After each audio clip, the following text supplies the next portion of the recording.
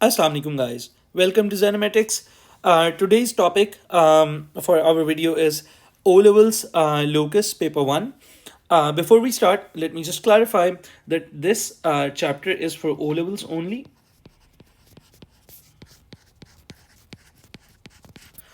If you're studying IGCSE, which is a syllabus 0580 or 0581, this topic is no more in your syllabus. So you guys can, if you are studying IGCSE, you guys can simply skip this video.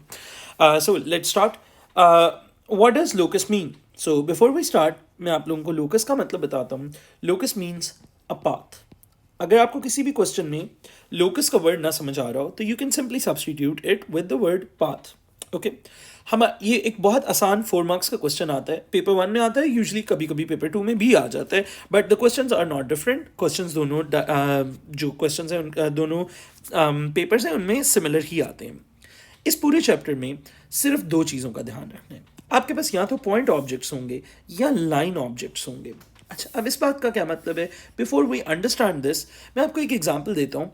हम जिस maps use करते हैं different, तो जिस time आप लोग करीम के लिए मैप यूज़ करते हो या गूगल मैप्स यूज़ करते हो सिंपली, ठीक है, तो आप देखते हो कि कुछ जगहों के ऊपर स्पॉट्स लगे होते हैं and then you see a lot of lines on the map as well.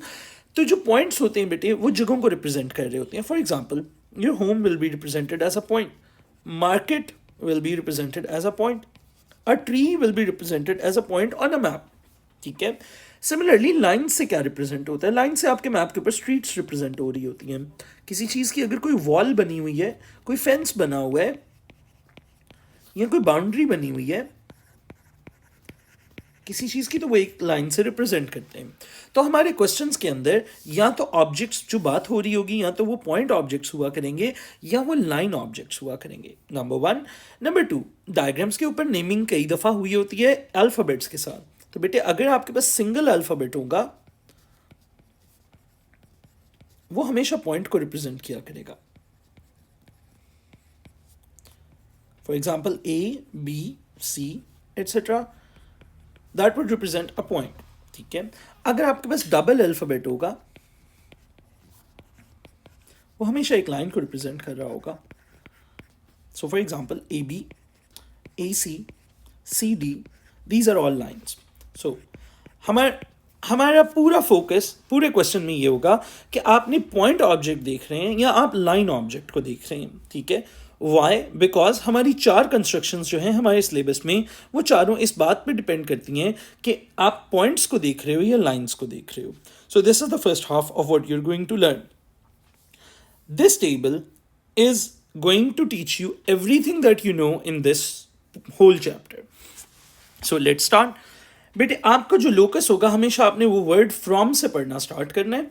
सो अगर फ्रॉम के बाद एक पॉइंट लिखा होगा तो आपको उस जो स्पेसिफिकेशंस देंगे उसमें कोई गिवन डिस्टेंस होगा. फॉर एग्जांपल वो कह देंगे आप एक पॉइंट से 2 सेंटीमीटर्स दूर रहो. So if you have a point from which you are going to stay a fix distance away, तो बेटे याद रखिएगा आपकी शेप हमेशा सर्कल बना करेगी.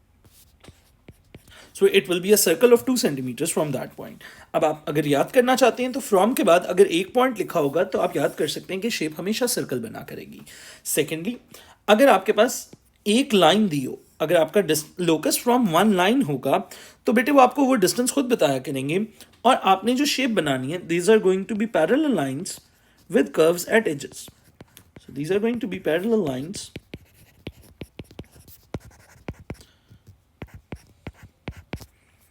with curves at edges. Okay, so अगर आपके पास 1 पॉइंट होगा तो उससे आप सर्कल बनाया करेंगे. अगर आपके पास 1 लाइन होगी तो उससे आप parallel lines with semi with curves at edges बनाएंगे. कैसे बनाएंगे? We are going to see the constructions just in a bit. So मुझे 1 मिनट के लिए ये टेबल कंप्लीट कर लेने दें and then I am going to show you कि चारों कंस्ट्रक्शंस बनाते किस तरह से हैं. Okay, so number 3. So if you have a locus from 2 points तो एग्जामिनर आपको हमेशा इक्वी डिस्टेंट रहने को कहेगा. सो अगर आपका लोकस फ्रॉम 2 पॉइंट्स होगा तो याद रखने आपने परपेंडिकुलर बाइसेक्टर बनाना है. So we are going to make a perpendicular bisector.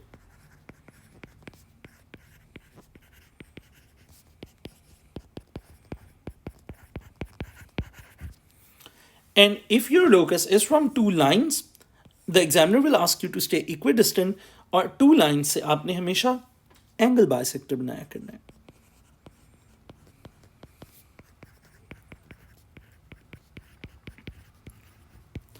And this table is showing everything that you need to know about locus ka chapter.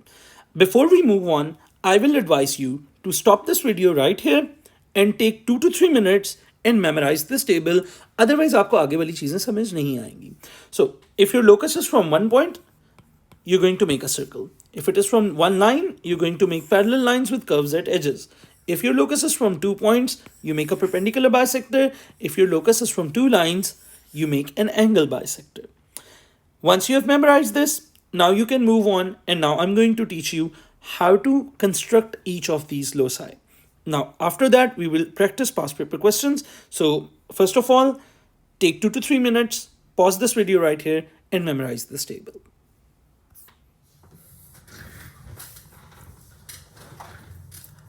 Alright guys, so there are 4 different forms of locus that are in our syllabus, and we're going to go through each of them. So the first one says locus of a point such that it is 4 centimeter from A.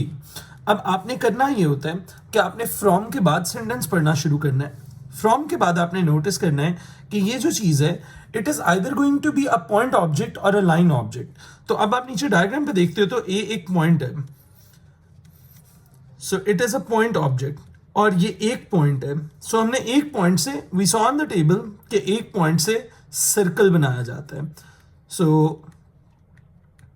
हम 1 point से circle बनाएंगे. किस length का circle बनाएंगे ये specification आपको इसके पीछे बताई होगी उन्होंने. So 4 सेंटीमीटर्स का सर्कल बनाना है आपने ए के ऊपर रख के. It is very easy. आप 2 चीज़ें यूज़ करोगे, एक कंपास यूज़ करेंगे और एक स्केल यूज़ करेंगे. स्केल के ऊपर सेंटीमीटर साइड पे आपने 4 सेंटीमीटर्स मेजर कर लेने. Please make sure to remember कि स्केल के ऊपर आपके पास 0 से पीछे थोड़ा सा मार्जिन होता है, एज होता है, उसको अवॉइड करना है. अदरवाइज वो 0 एरर आएगा, आपकी वैल्यू जो है वो बड़ी हो जाएगी. सो मेक श्योर कि आप 0 के ऊपर कंपास रख रहे हैं और 4 तक मेजर कर रहे हैं. And then you put this compass at point A and then make a circle. Alright, please make all the arcs in single go. उसके ऊपर पेंसिल से दोबारा डार्क करने की या डबल करने की कोशिश नहीं कीजिएगा. There is a tip that we can use. जब आप कंपास प्लेस करते हैं तो बहुत सारे लोगों का ये मसला आता है कि उनका कंपास का पॉइंट जो होता है वो कई दफ़ा उठ जाता है उस जगह से. So a general tip is कि you push very hard on the sharp side of the compass and stay very light on the pencil side. ठीक है. So there is a common mistake, लोग पेंसिल साइड के ऊपर ज़्यादा pressure डाल देते हैं जिसकी वजह से उनकी वाली साइड फ्री हो जाती है. So just remember, small tip, please put all your pressure on the sharper side of the compass and your pencil sides should be touching very lightly on the paper. So this is the first diagram. Now we're going to look at the second locus. So now we need to find the locus of a point such that it is 2 centimeters from AB. Again, back to how we are going to read this. From के बाद question पढ़ना शुरू करना है आपने. From के बाद आपने नोटिस करना है यहाँ पे क्या लिखा हुआ है. अब हमने कहा था 2 डिजिट के ऊपर ए बी जो होती है बेटे वो क्या है, 1 लाइन है. सो 1 लाइन से अब आपने क्या ड्रॉ करना होता है. 1 लाइन से we learn to draw parallel lines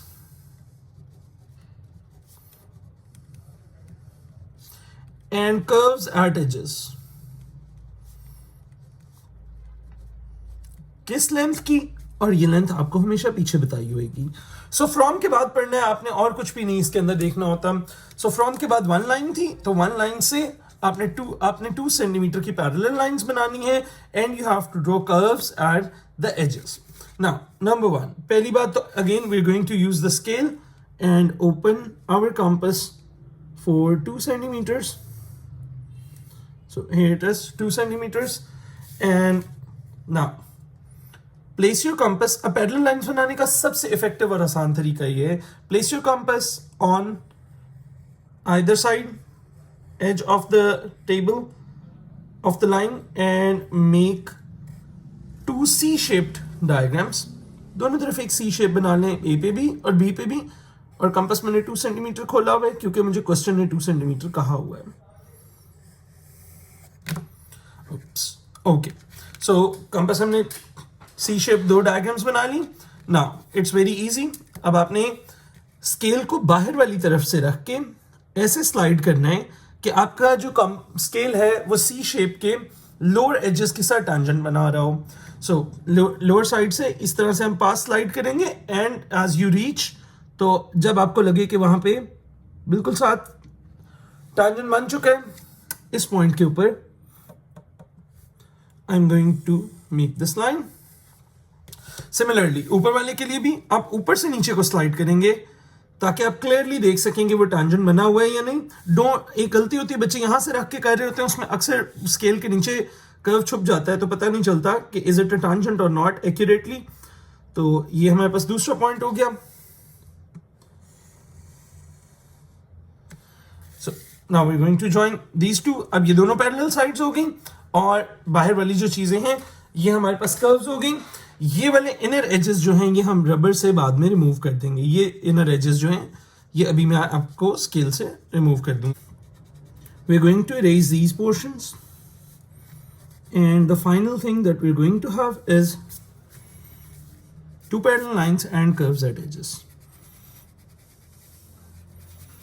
This is the most accurate and the quickest way of drawing parallel lines and curves at edges. So this is our second locus. Let's go to the third one. Okay, the third locus says locus of point B is such that it is equidistant from, and this is where we start to pay attention, A and B. Okay, now A and B are 2 points. A and B are 2 points. And 2 points से हमने सीखा था हम क्या बनाते हैं, हम बनाते हैं perpendicular bisector.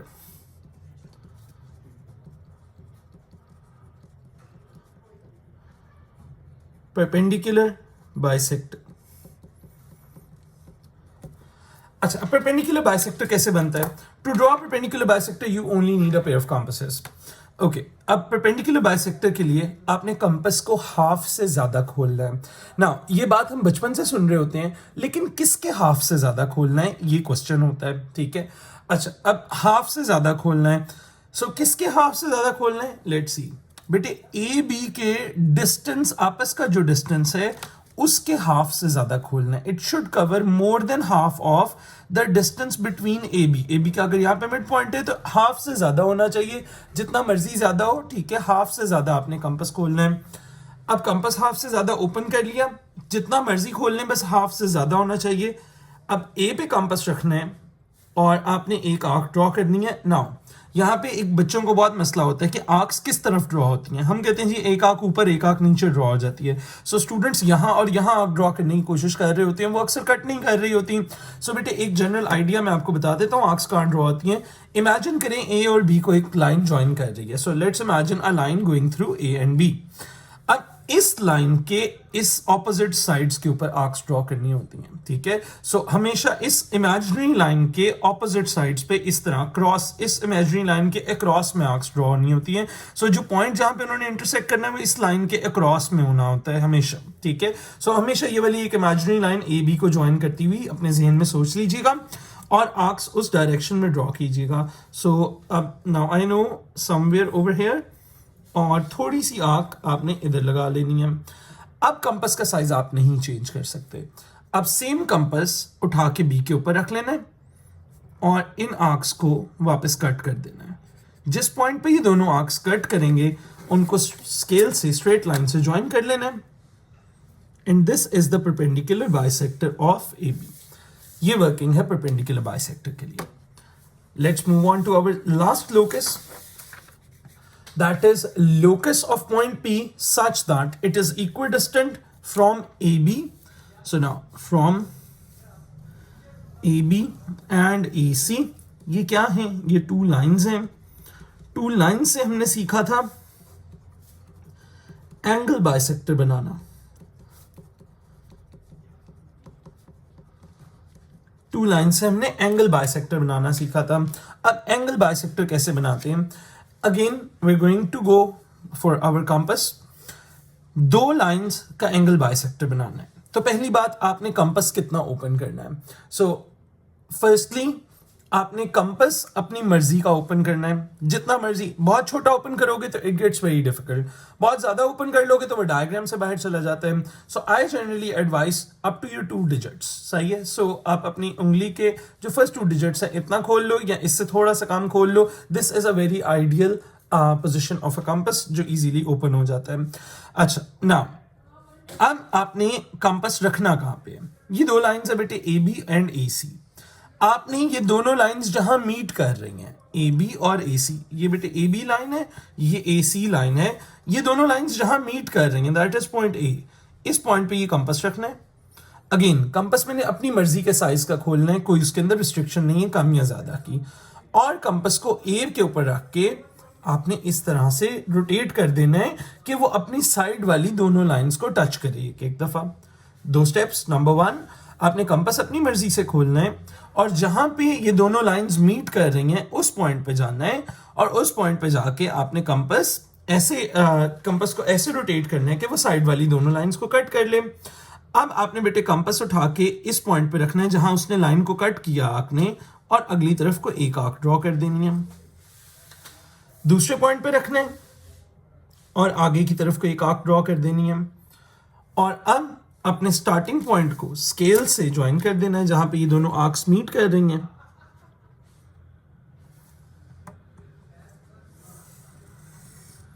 ये आपका बेटे एंगल बाइसेक्टर की लाइन है।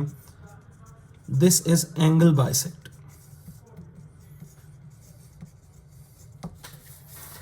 Now quickly let's go through all of our loci once again and I'll tell you कि हर लोकस क्या बताता है। अब बेटे ये जो सर्कल है बाहर वाला, इस सर्कल के ऊपर जितने भी पॉइंट्स हैं वो सारे ए से 4 सेंटीमीटर दूर हैं। So locus of point P such that it is 4 centimetre from A. तो बेटे इस सर्कल के ऊपर सारे पी पॉइंट्स लाई करते हैं। इस सर्कल का हर पॉइंट जो पॉइंट पी है बिकॉज वो 4 सेंटीमीटर दूर है। Number 2, locus of point P such that it is 2 centimetre from A B. बेटे ये आउटर पैरेलल लाइंस और एजेस के ऊपर आप कहीं पे भी होगे तो आप लाइन ए बी से एग्जैक्ट 2 सेंटीमीटर दूर रहोगे। locus of P such that it is equidistant from A and B। बेटे आप ये जो दरमियान वाली लाइन है इसमें आप किसी भी पोजीशन पे हो आप A और B से हमेशा इक्वल डिस्टेंस पे होगे, ठीक है। सो ये लाइन बिल्कुल दरमियान में है A और B के। सो आप इन 2 पॉइंट्स के बिल्कुल इक्वल डिस्टेंट रहोगे। और लास्ट पॉइंट है हमारे पास locus of P such that it is equidistant from AB and AC। तो अब आपका ये जो एंगल बाइसेक्टर की लाइन है ये AB और AC लाइन के एग्जैक्ट दरमियान में से जा रही है। सो आप कभी भी एंगल बाइसेक्टर की लाइन पे कहीं पे भी लाई कर रहे होगे तो आप AB और AC की लाइन के बिल्कुल दरमियान में होगे, ठीक है। सो this is what these loci mean, and now we're going to do some practice from past paper questions, so let's get to that।